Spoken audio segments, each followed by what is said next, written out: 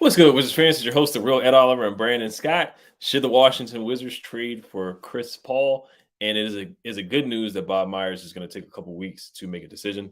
Let's get to it. You are Locked On Wizards, your daily Washington Wizards podcast. Part of the Locked On Podcast Network. Your team every day.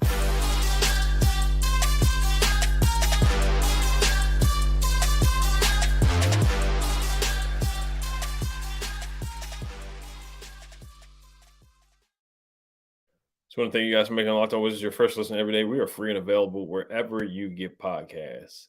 Today's episode is brought to you by Gametime. Download the Gametime app, create an account, and use code LOCKEDONNBA for $20 off your first purchase.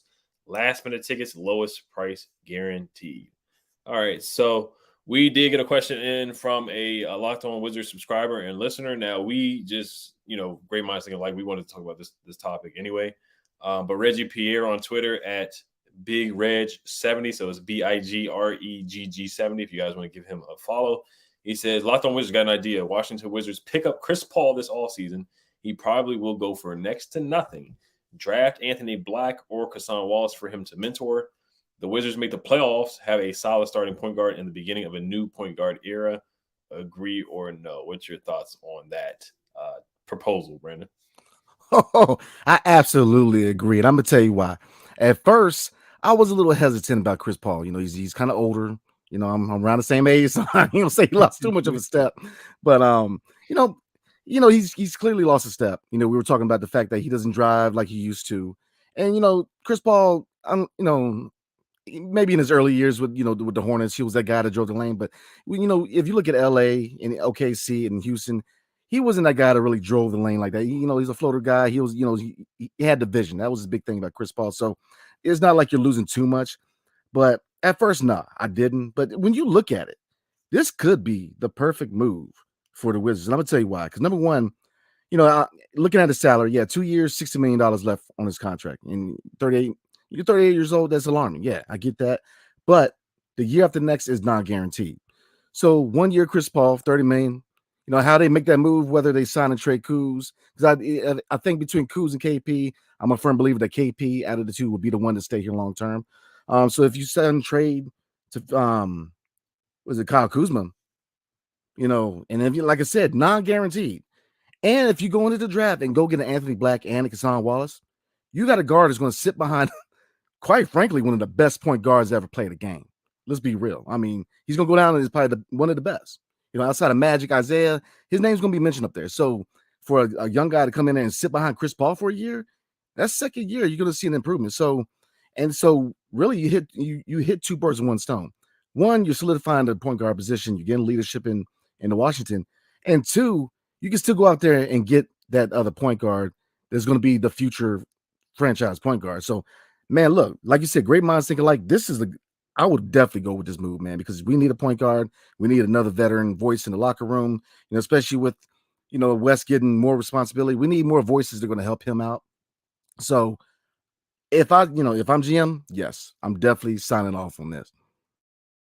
Yeah, I think the best part probably is, like you said, with West, just having another player coach, because who is the leader on this team? Who really is the vocal leader? Who really is the alpha dog? Like Bradley Beal, I think he's a good player, but he's never really been known to be a vocal leader. We just haven't really had it. Kyle Kuzma was some of the vocal leader, but obviously Chris Paul would do that. He would be the alpha dog on the team. He'd be the guy that's been there, done that. Everywhere he goes, he makes the playoffs. Even with OKC, the Thunder, when they traded Paul George and Russell Westbrook, and the Thunder were not supposed to make the playoffs that year with SGA, they made the playoffs in the bubble, and they took the Rockets to 7 games. Like, they were a legitimate playoff team at that time. It made a good run when they weren't supposed to. Everywhere Chris Paul goes, he makes the playoffs. Now, I get it. He's 38 years old. He's towards the end of his career. I know when Devin Booker and Kevin Durant played in the playoffs, they did look better without him. They pushed the pace. And I know bringing him here, it kind of would go against, what we said about pushing the pace, because Chris Paul, he's an older guy. What do you expect? He's 38. So that's just not his game. He's not looking to really push at this point because – I don't want to joke Chris Paul too much. The Cliff Paul commercials where he's, doing the walking and running contest or marathon. That's what he reminds me of at this point. But he's still he's still a really good player, man. He still can set guys up. He still can create shots for others. He's still averaging 8.9 assists per game and 1 turnover. You see the assist to turnover ratio. I know we see that with Monte still and DeLon, but this guy Chris Paul, he had a game where he had 17 assists this year. He went off for 31 points one game. He hit 7 threes in a game. He still is a productive player, and everywhere he goes, he expects excellence. He expects nothing but complete effort. He is one of those few guys that are from that old school kind of basketball era where he's got that dog in him. He's a leader. Sometimes he can come off differently to young guys. Like, it's hard to listen to a guy who comes off as a tough guy, but that's just what he is. And like you said, West needs that. West needs help from players, kind of just having that alpha dog voice. And I think Chris Paul could do that. But on the court, I think he would mesh well next to Brad. Defensively he's slow, but he gets steals, he gets deflections. There's a stat where it shows Chris Paul, he only made 12 baskets at the rim this year. That shows how he's just not getting to the basket anymore. So he's finding other ways to score the mid-range game, shooting threes. He's effective in different ways. He shot 55% from the mid-range. And like you said, the next year, his contract is not guaranteed. So if you trade for him next year, you probably don't bring him back. But if you're really looking for that Ted Leonsis goal of making the playoffs, Chris Paul, he's going to take you to the playoffs. Every year he's been in the playoffs. Just looking at it. Houston made the playoffs. OKC made the playoffs. Phoenix, finals. Phoenix, playoffs again. Then they disappoint. And they lost in the second round. Even with the Clippers, every year they made the playoffs with Blake Griffin. New Orleans Hornets made the playoffs. So this guy, he's going to push. He's going to make – I feel like he would make Brad better, get Brad open shots. And in the clutch, too, pick and roll, pick and pop with Porzingis. And in the clutch, he would slow things down where we talk about Bradley Beal always has to be the point guard. You're not going to do that when Chris Paul is there. Chris Paul is not going to let that happen. Chris Paul is going to be the guy bringing the ball up in the clutch and finding Bradley Beal open or finding Porzingis open, getting those guys open. Look, we're not going to just force feed Brad the ball. I think Chris Paul would slow us down and get us better in those late game situations.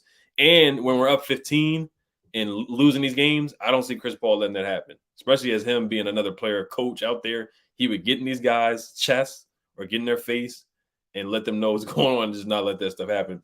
Personally, I'm not banging on the table for Chris Paul, but I think it's something that they may have to explore this season. I get it. He's 38. I know a lot of people in the comment section are going to say they don't want Chris Paul because he's 38. This would feel like Michael Jordan to the Wizards or kind of like Paul Pierce and Paul Pierce was good for the Wizards. So it would kind of feel like a Paul Pierce to the Wizards, where Wizards was still Paul Pierce at the time was still a good player.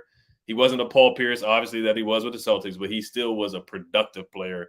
And I still think Chris Paul at this point, because a lot of people say he's washed. I don't think he's washed. I still think he's a good player. He's just not the Hall of Fame Chris Paul from that we've known forever. Yeah.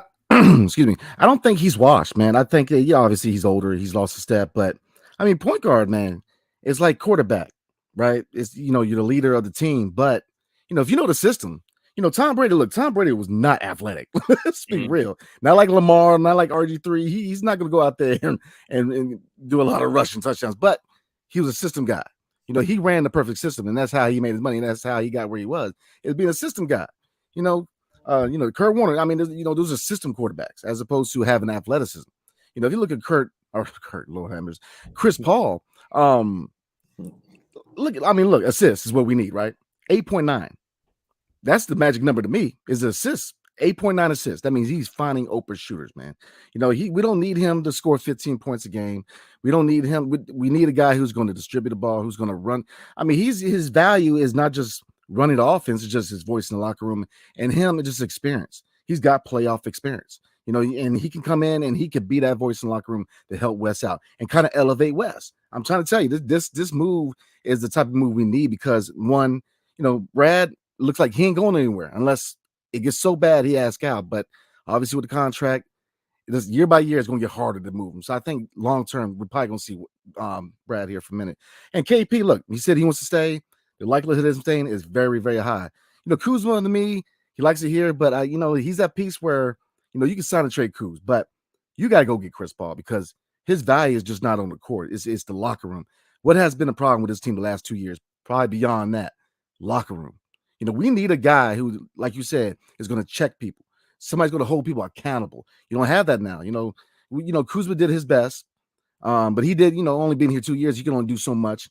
You really expected that out of Brad. But like you said, Brad's not that guy who's a rah-rah guy who's going to get in people's face. He's more of a, it's kind of like the difference between MJ and Kobe and LeBron. LeBron's more of a player-friendly guy, where Kobe and MJ probably weren't the most popular people in the locker room. But, it's just everybody has a different leadership style.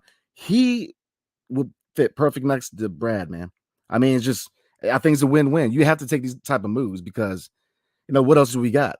We said it earlier. You cannot trust a rookie point guard to come in here and lead a veteran core. That's too much to ask for. You just don't see that.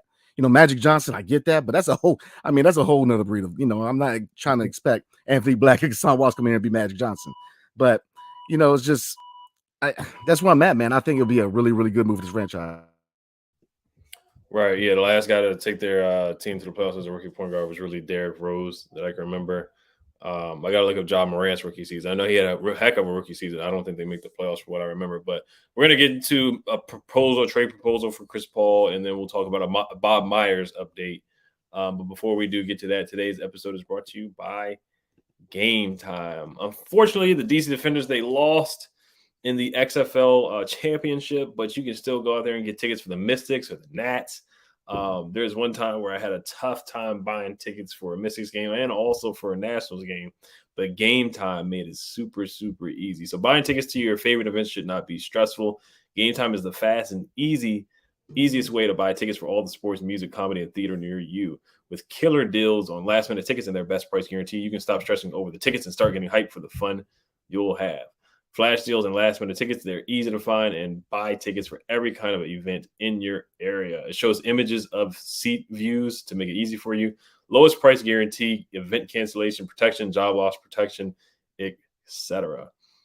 Download the Gametime app, create an account, and use code LOCKEDONNBA for $20 off your first purchase. Terms apply. Again, create an account and redeem code LOCKEDONNBA for $20 off. Download Gametime today. Last-minute tickets, lowest price guarantee.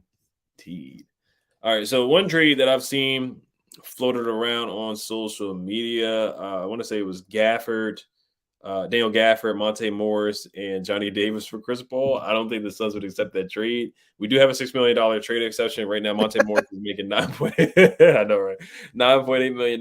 Yeah, I know they probably laugh in our face. James Jones, their GM, and they just fired Monty Williams. DeAndre Ayton is on the trade block, so it looks like the Suns are going to make some changes there, man. I do think I think if I had to put money on it, I do think Chris Paul ends up getting traded because it just looks like they did play better without him. It looks like they want to push the pace.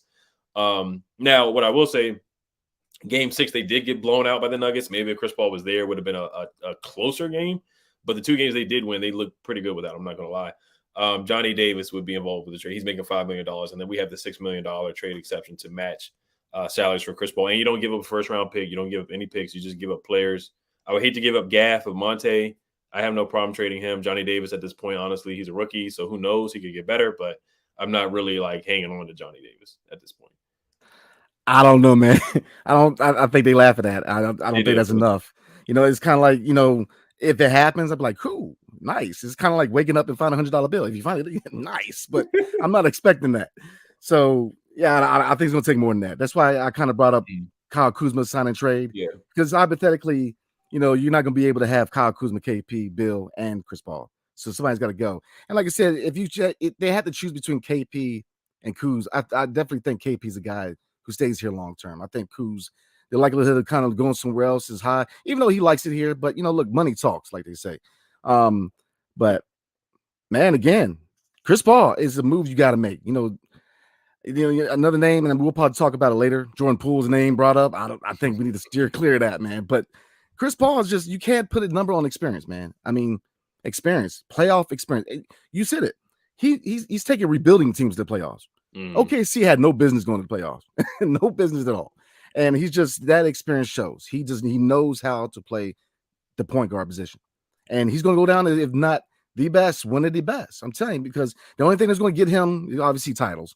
Magic's going to get the edge. Isaiah's going to get the edge. But it just, as far as playing the point guard position, like the best I mean, it's hard to point out anybody else. You can, Steve Nash, list goes on. There's other people, but Chris Paul, man, he's played in so many different style offenses.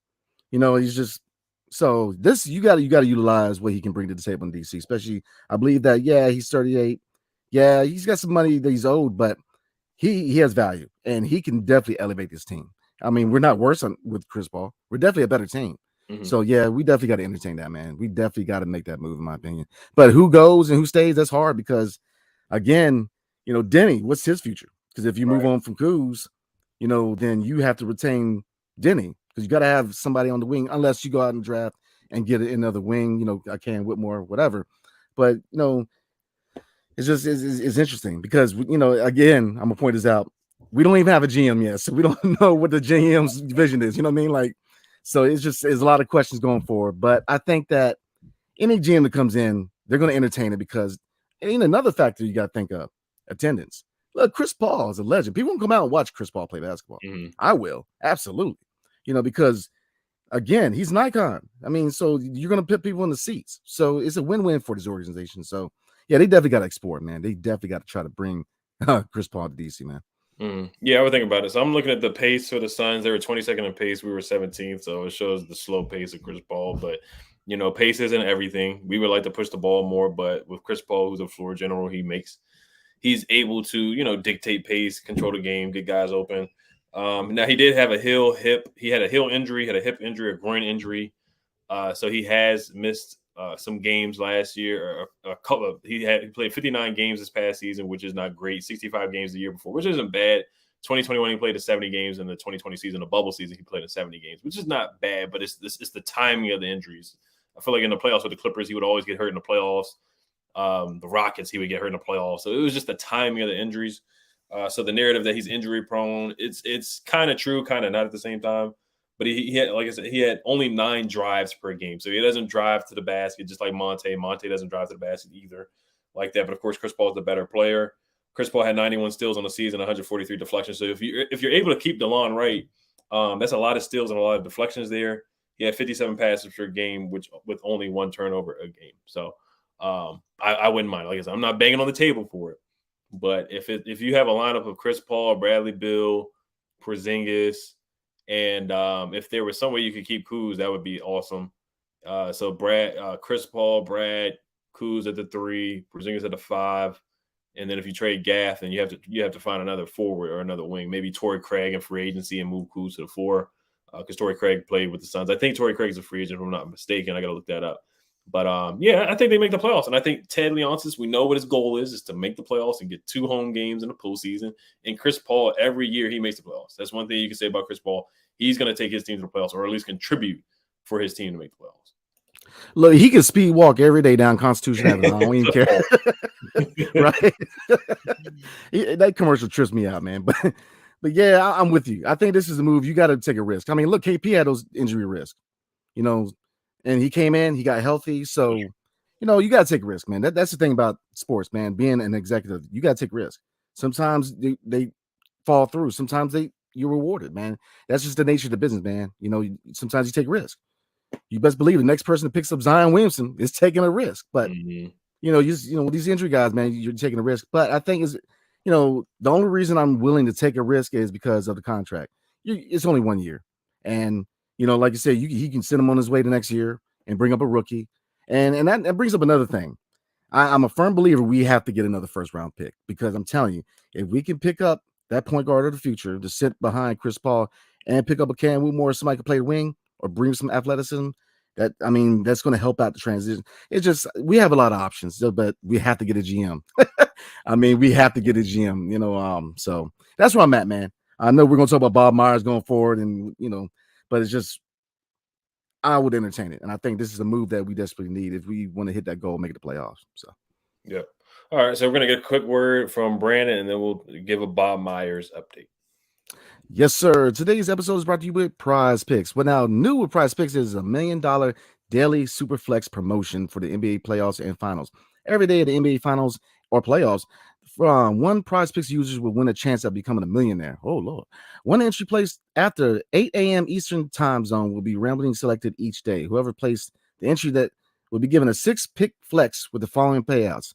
6 correct picks is $1 million. 5 correct picks is $80K, and 4 correct picks is $16,000. Full details can be found at prizepicks.com/million. You must opt in at this link to be eligible for the $1 million entry. Once you opt in, all you can do is play the game like normal, and you could be the lucky winner. But how does PrizePicks work? Well, you pick 2 to 6 players, and if they go score more or less than their PrizePicks projection, you can win up to 25 times your money. That's right, 25 times your money. No competing against other people. It's just you versus the projections available. PrizePicks offers projections on any sport that you can watch. This includes the NBA, the NFL, Major League Baseball, NHL, PGA Golf, college football, men's and women's college basketball, soccer, the WNBA, esports, NASCAR, tennis, MMA, boxing, even disc golf, Euro basketball, cricket, and more. Entries can be made in 60 seconds or less. It's that easy, it's safe, and fast withdrawals. We're currently operational in over 30 states and our neighbors to the north in Canada. Download the PrizePick app or go to prizepicks.com to sign up and play daily fantasy sports. First-time users can receive a 100% instant deposit match up to $100 with promo code locked on. If you deposit $100, PrizePicks will give you $100. If you deposit $50, PrizePicks will give you $50. Don't forget to enter the promo code locked on to sign up for an instant deposit match up to $100.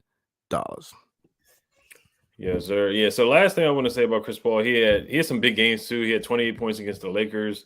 Yeah. He had 20 points against the Raptors, 20 points against the Wizards, 20 points and 12 assists against the Raptors, 31 points and 11 assists against the Spurs, 14 and 11 assists against the Hornets, 22 points and 11 assists against the Memphis Grizzlies, 19 points and 9 assists against the Pacers, 17 points and 19 assists against the Kings,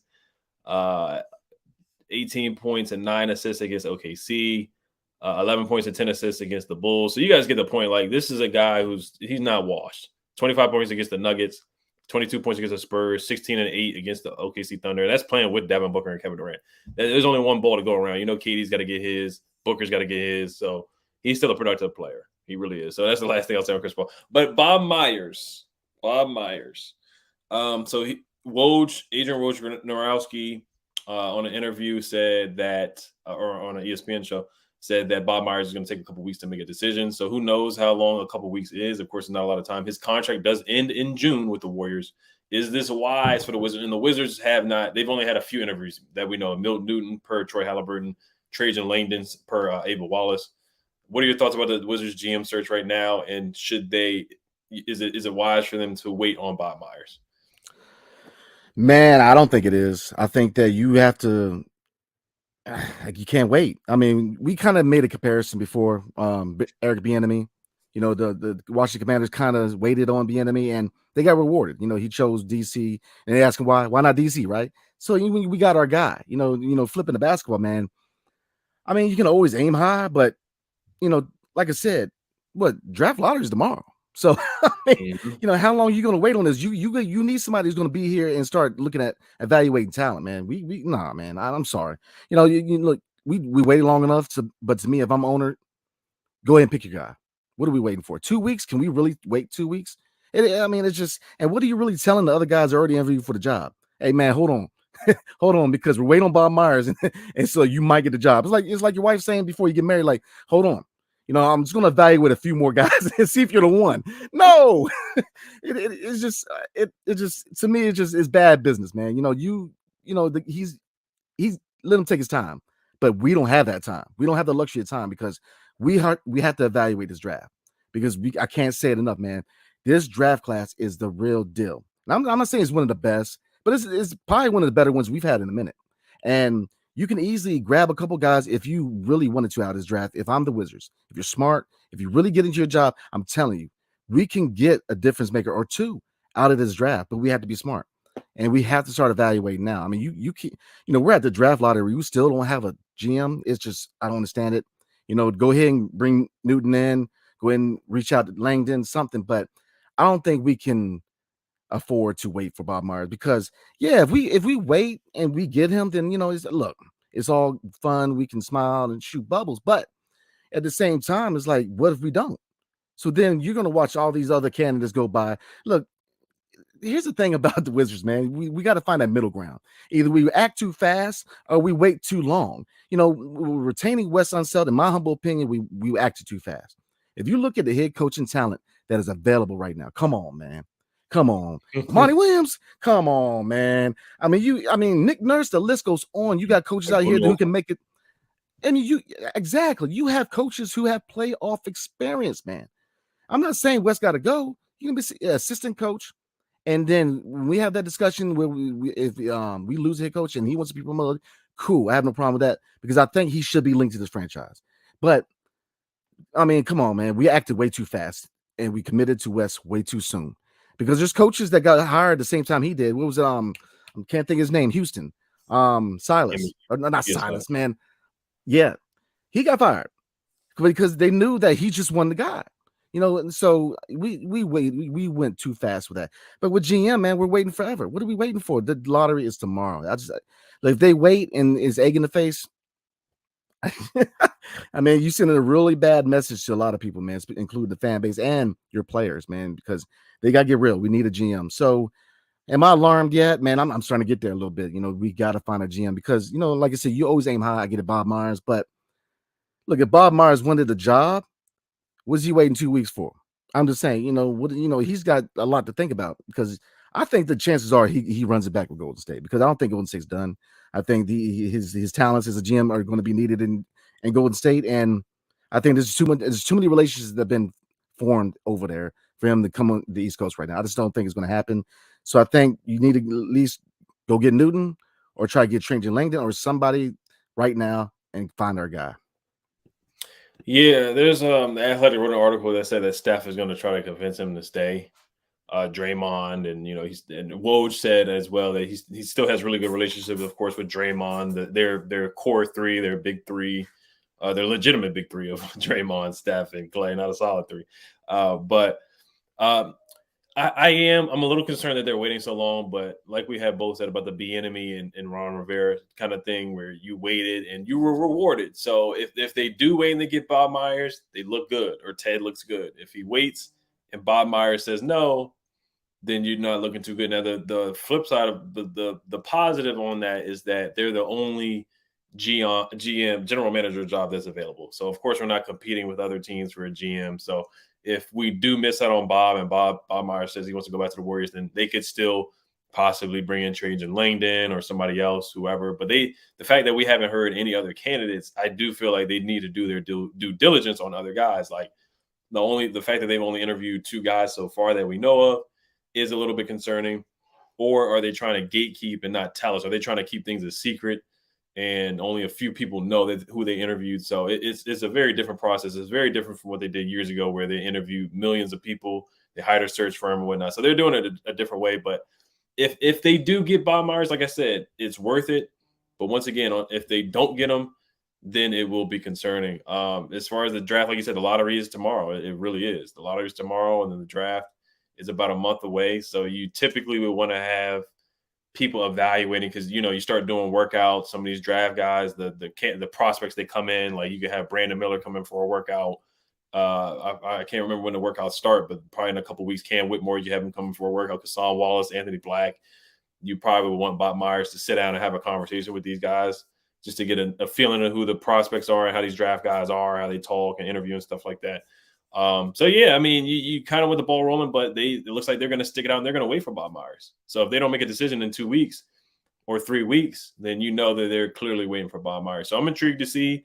I really hope it's not a situation where Bob Myers just burns us in the end and he says, no, we waited all this long. We could have had our GM search in and had them getting ready for, the offseason, free agency and all kinds of stuff, just evaluating the roster and having the ball rolling. So they're gambling. It's a big gamble. We'll see how it works out.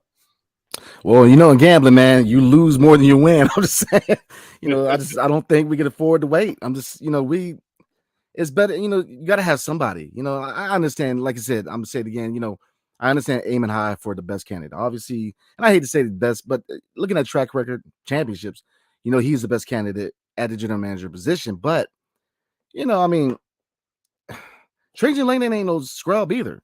I mean, you know what I mean? Like, the guys that you have interviewed and haven't hired yet, they're not entirely bad. I mean, it's just we need a captain, man. You can't just have a ship that's rolling along. You got to have somebody who's going to steer that. And we're getting too close to the draft, man. I am a little worried because you got to start evaluating. You got to start looking at the talent, man. Tournament's over. So, you have all this time to evaluate workouts, all this and that.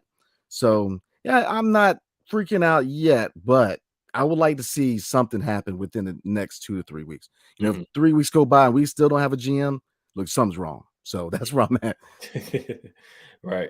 All right. So we're going to wrap it up. Tomorrow we will be doing a live stream for the lottery. Hopefully they get higher than the 8th pick.